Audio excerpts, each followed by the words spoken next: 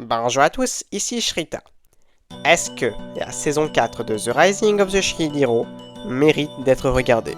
Est-ce que cet animé, autrefois si connu et populaire, mérite une dernière chance? C'est ce que nous allons voir.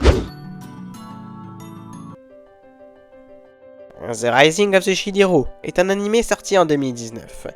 La saison 1 ayant eu un très grand succès, surtout en Amérique, une saison 2 et 3 ont été très rapidement mis en chantier.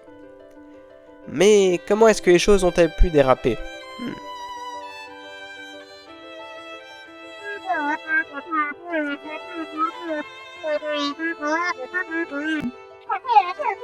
Eh ouais, c'est pas mal.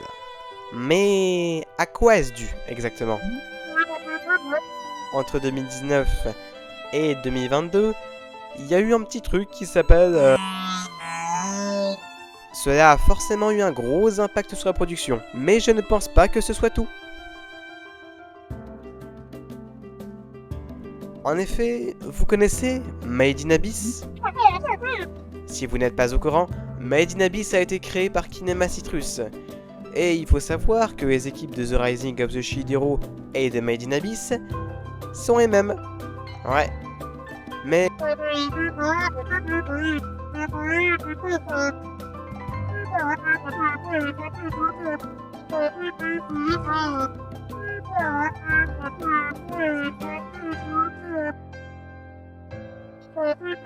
Et hop, je reprends ici, merci. Qu'est-ce que j'adore faire chier. Et donc oui, du coup, vous l'aurez deviné, Kinema Citrus avait besoin de l'aide d'un autre studio pour s'occuper de The Rising of the Shield Hero, car la plupart de leurs forces étaient concentrées sur Made in Abyss. Et c'est sûrement grâce à lui que The Rising of the Shield Hero a pu sortir aussitôt. Enfin, aussitôt, après 3 ans quoi.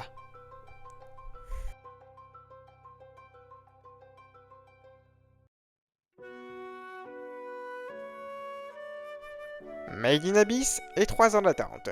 Tout ça c'est très bien, mais il nous manque encore une chose. Et oui, si The Rising of the Shield Hero a autant chuté dernièrement,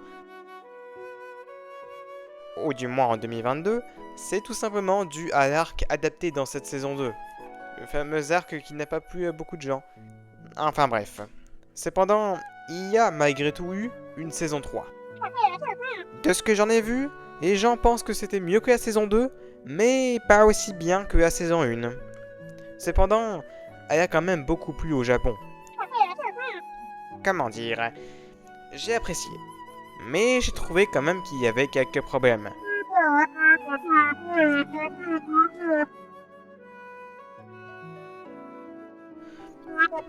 Vous n'avez toujours pas compris? Attendez. Voyez ça un peu comme la saison 1. La première partie de cette dernière est constituée en grande majorité de mini-arcs aussi. Cependant, c'est la deuxième partie où les choses décollent.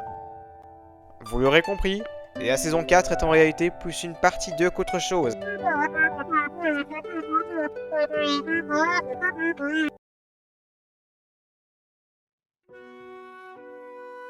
En réalité, le plus gros défaut de la saison 3 et de la 2 sont le manque d'épisodes.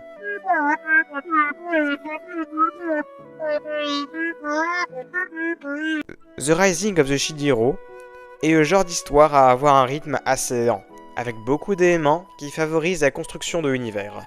Cela s'adapte bien à une saison de 20 épisodes. C'est pourquoi la saison 1 était si bien rythmée. Mais maintenant, avec ses 12 épisodes, Shield Hero est coincé et a beaucoup moins de marge de manœuvre.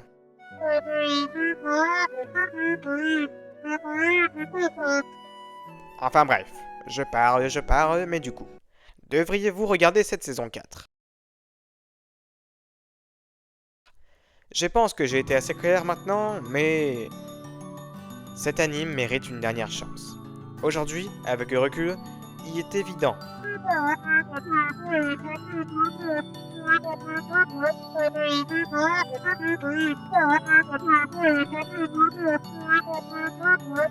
Voyez la saison 4 comme une saison 3 partie 2. Et plus honnêtement, ce serait un peu bête d'avoir regardé la saison 3, mais de ne pas voir la 4. Et pour les gens qui seraient restés coincés à la saison 2, je vous conseillerais vous aussi de continuer. Déjà, parce que la saison 4 arrive, vous pourrez la découvrir dans de bonnes conditions, et surtout, parce que ce n'est rien d'autre qu'Hitoshi Haga qui est aux commandes. C'est le réalisateur de Made in Abyss.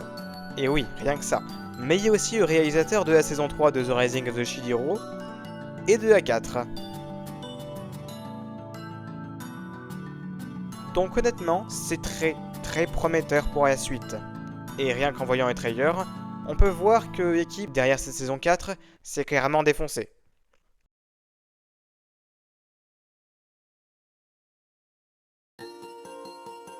Et dites-vous bien que la saison 3, malgré ses défauts, reste quand même un pas dans la bonne direction. Et que si elle avait été un désastre, il n'y aurait pas eu de saison 4.